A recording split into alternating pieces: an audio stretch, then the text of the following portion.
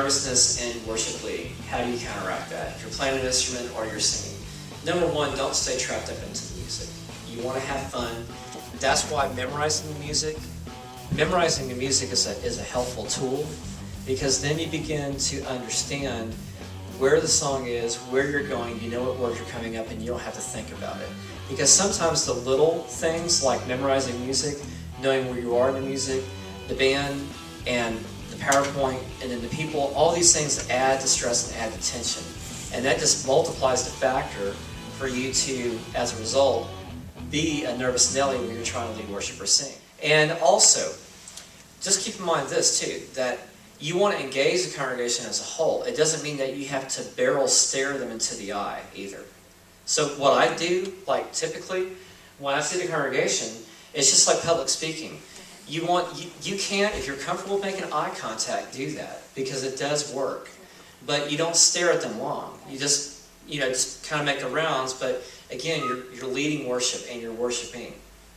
Another thing you can try is, instead of looking directly head on, if eye contact is a barrier for you, and some people discourage that, and that's okay. Because just like public speaking, they teach you not to stare directly into the eyes, but they tell you what? Look right over their head. You can even look at the top of the forehead. You can fix your eyesight on maybe a back panel of the wall or a picture frame or something where it looks like you're looking right at them, but you're not.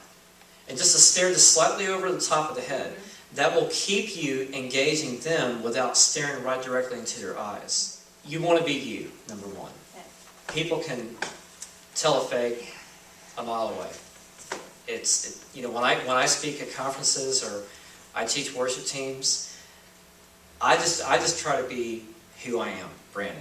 That's it. I don't try to be anybody else but who I am, and just be you. Relax and have fun with it, because that's really the only sure way that you're going to maintain a very cool, even-minded attitude and temperature. And, again, you're leading worship, but most importantly, you're leading congregational song. So that makes you a participant. In other words, we're part of the congregation as well.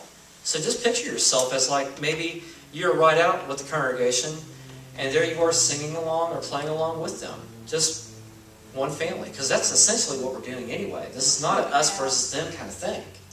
But when you put yourself in that role mentally and think it's an us versus them kind of thing, well, you bet the pressure will be on, because you're asking for it. So take the pressure off. It's much easier that way. Don't try to be perfect, just be you. Know your music and practice. As long as you have a good rehearsal, you work hard, you know your music, you follow directions by the worship leader or music director, you're going to be fine.